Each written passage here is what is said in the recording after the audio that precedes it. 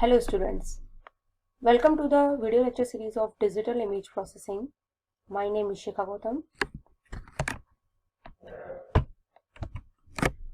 So in previous lecture, we have discussed Gaussian based methods.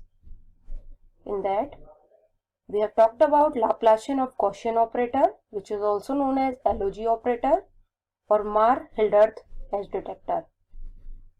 This operator has been invented by or given by Professor Hilderth. You can find the link of this video lecture in the description.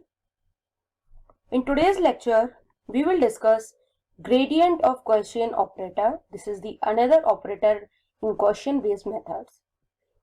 This has been given by Kenny. That's why it has given the name as Kenny edge detector. Kenny have identified whenever we are trying to find out the edges in the images, we need three qualities of any detector. First one, the detector must be robust to the noise. Second, localization. Third, too many or too less responses. Let us discuss the first one, robust to the noise. तो robust to the noise का मतलब क्या है? जैसे कि अगर हम देख पाए तो हम देख लेंगे यहाँ पे जो हमारा फर्स्ट है एग्जाम्पल डायग्राम में, उसमें हम देख रहे हैं कि हमारी ट्रू एज है. एज है कनेक्टेड पॉइंट का कॉम्बिनेशन है, बहुत सारे पॉइंट्स हैं उनका, बहुत सारे पिक्सल्स का कॉम्बिनेशन है, कनेक्टेड होने चाहिए वो सारे pixels. So this is our true edge. True edge हम समझते हैं कि एक ऐसी एज जो कि दो बाउंड्री को डिवाइड करेगी. ओके. सेकेंड देखें जो डायग्राम है उसमें पुअर रोबस्टनेस टू नॉइज.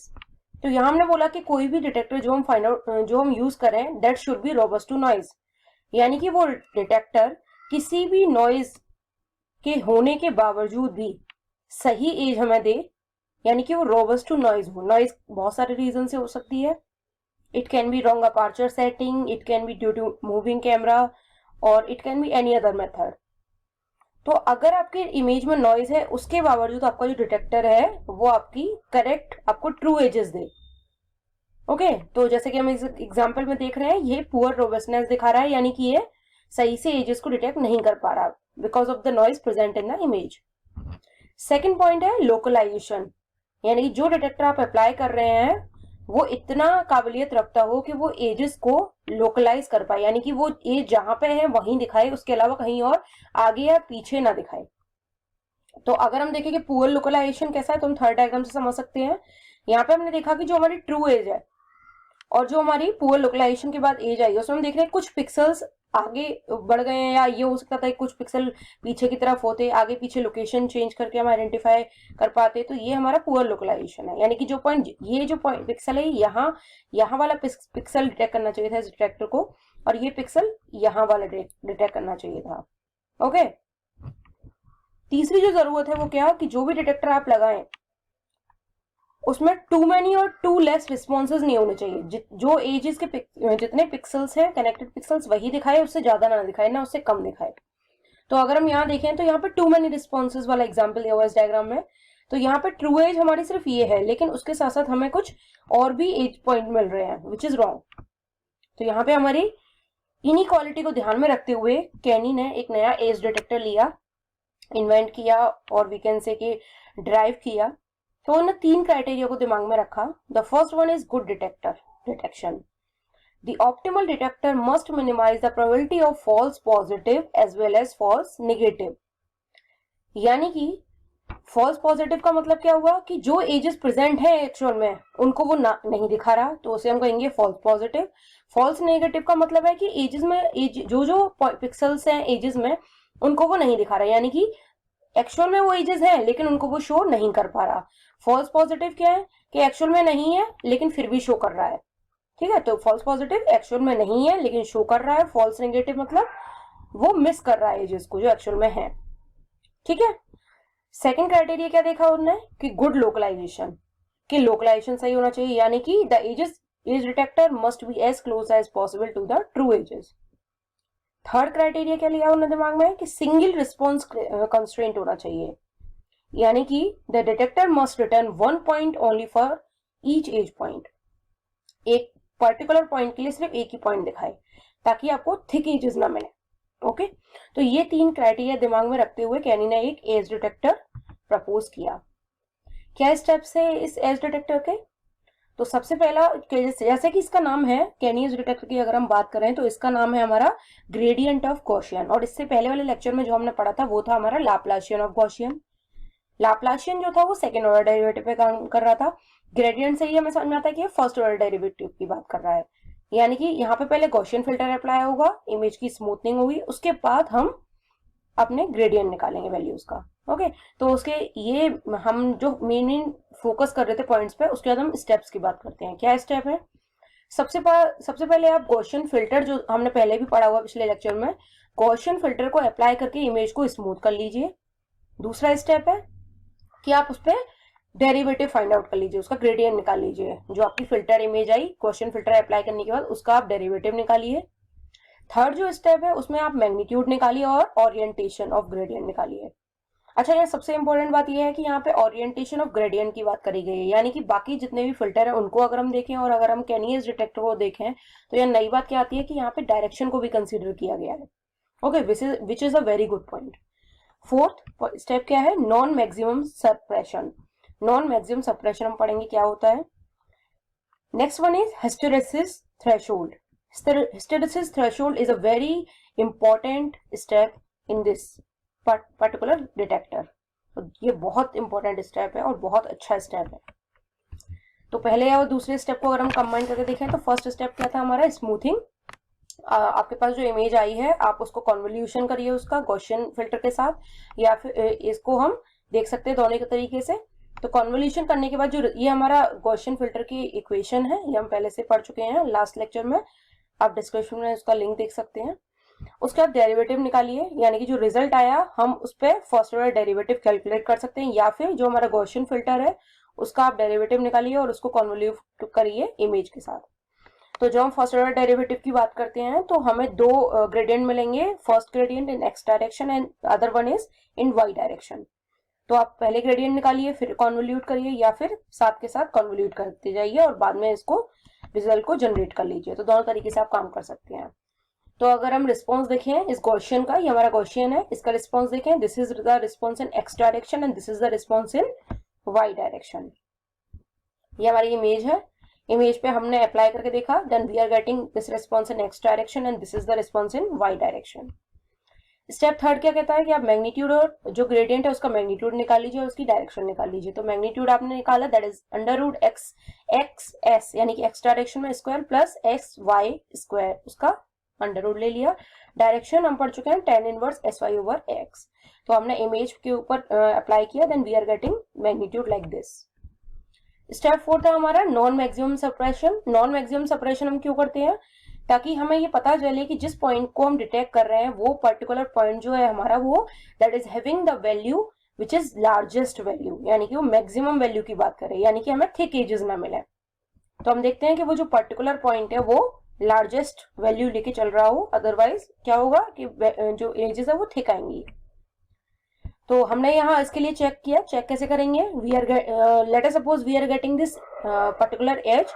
तो ये जो है ये क्या है हमारा x, y कोऑर्डिनेट है, तो हमने इसके साथ साथ दो कोऑर्डिनेट लिए उसके एक उसी डायरेक्शन में, दिस पर्टिकुलर डायरेक्शन। और हम सब जानते हैं कि भाई एज की ग्रेडियंट की जो डायरेक्शन होती है वो एज के डायरेक्शन के 90 डिग्री में होती है, यानी कि परपेंडिकुलर होती है। तो हमने इसी डायरेक्शन में एक पॉइंट हमारा एक्स कॉमा वाई है जो कि एज पे है, उसके अलावा दो और पॉइंट लिए। तो एक पॉइंट लिया हमने X dash comma Y dash, दूसरा पॉइंट लिया X double dash comma Y double dash. तो हमने देखा कि अगर ये point is having maximum value, this point is having maximum gradient value, तो क्या होना चाहिए? इसके लिए कंडीशन का क्या लगाई हमने? अगर हम माने कि ये जो पॉइंट है ये एज पे लाई कर रहा है तो उसके लिए हम कंडीशन लगाई है कि अगर हम ग्रेडियंट निकालते हैं इन दोनों पॉइंट्स का, if the gradient of S x, y is greater than x gradient of s dash y dash।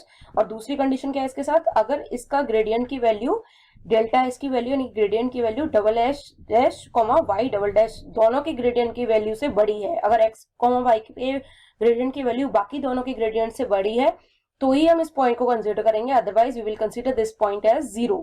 तो इसको हम एज में कंसीडर नहीं करेंगे अगर ऐसा नहीं होता।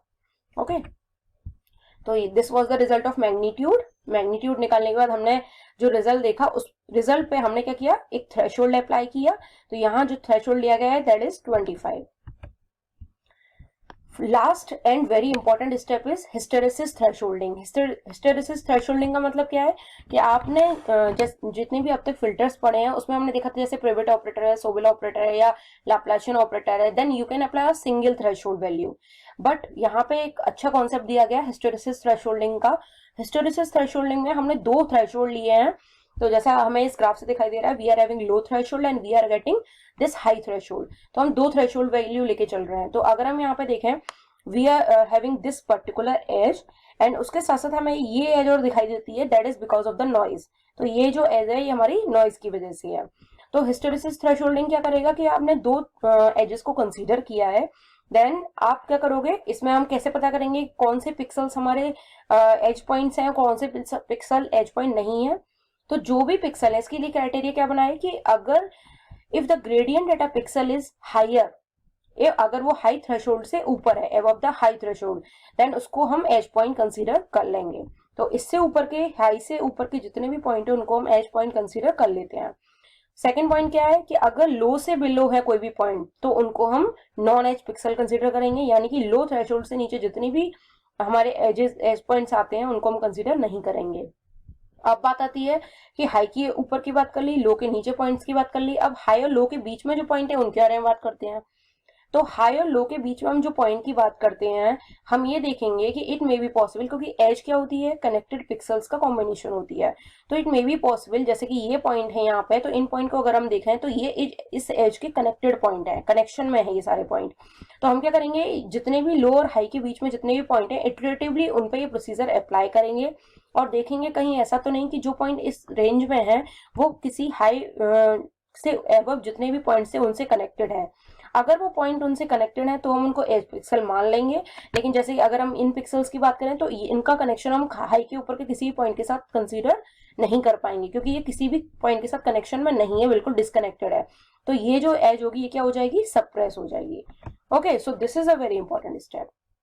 तो मैग्नीट्यूड, देन आप वैल्यूज आफ्टर थ्रेशोल्डिंग, जो एजेस डिटेक्ट हुई थ्रेशोल्डिंग अप्लाई करने के बाद 25 ली थी वैल्यू।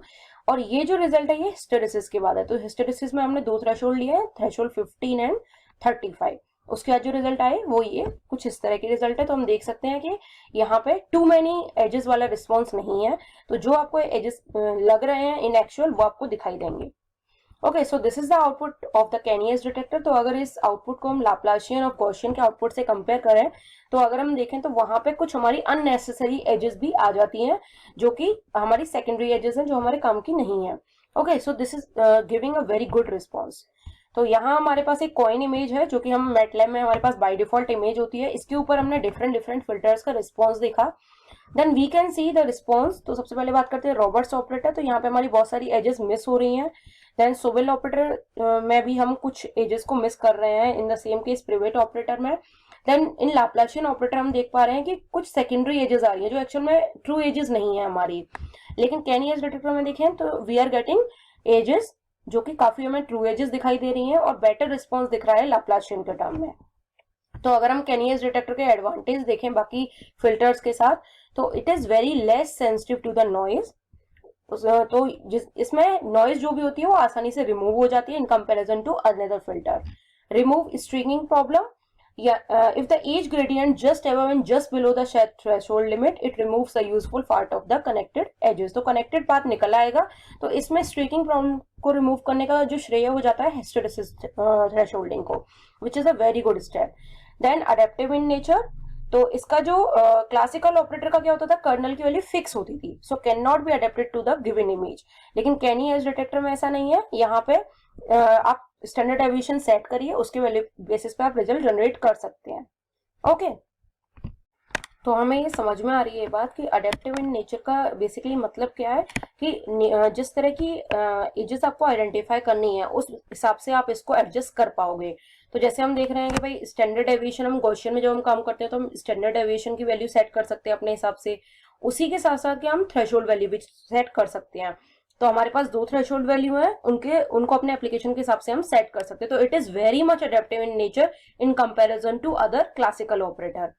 अगला स्टेप है गुड लोकलाइजेशन। तो गुड लोकलाइजेशन ये इसका एडवांटेज बहुत अच्छा है, क्योंकि जैसे हमने देखा कि बाकी सारे ऑपरेटर के कंपैरिजन में यहाँ पे हमने देखा एक नई चीज आई कि यहाँ पे एजेस के बारे में एज की डायरेक्शन के बारे में हमने बात करी। तो हमने अब तक जो फिल्टर्स यूज किए थे उसमें हम मैग्नीट्यूड के बारे में बात करते थे, लेकिन डायरेक्शन के बारे में हमने कोई डिस्कशन नहीं किया था। वहां क्या होता था, एक सिंपल फिल्टर होता था, उसकी जो वैल्यूज होती थी उस फिल्टर्स को अप्लाई करते थे, रिजल्ट जनरेट हो जाते थे।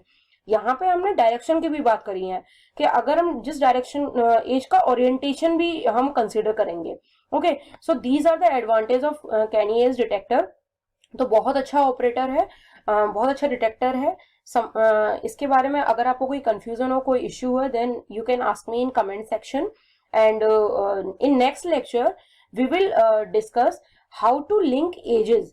जैसे कि अगर हम एज डिटेक्टर की हेल्प से जब हम एजेस फाउंड आउट करते हैं तो होता क्या है कि एजेस के जो पिक्सल्स हैं, कभी कभी वो पिक्सल्स हमें डिटेक्शन के बाद डिस्कनेक्टेड पिक्सल्स मिलते हैं। तो बाकी सब कुछ पढ़ने से पहले अब हमें ये समझना पड़ेगा कि जो डिस्कनेक्टेड पिक्सल्स हमें मिल रहे हैं उनको एक कनेक्शन फॉर्म में कैसे ले जाना है, कनेक्टेड कैसे बनाना है। तो हम उसके लिए एज लिंकिंग पढ़ेंगे। एज लिंकिंग में हम ये बातें डिस्कस करेंगे। तो उसमें 2 तरह की प्रोसेसिंग होगी, local processing and global processing. Okay, तो thank you so much. If you like my video, like, comment and subscribe. We will meet in the next video. Thank you so much.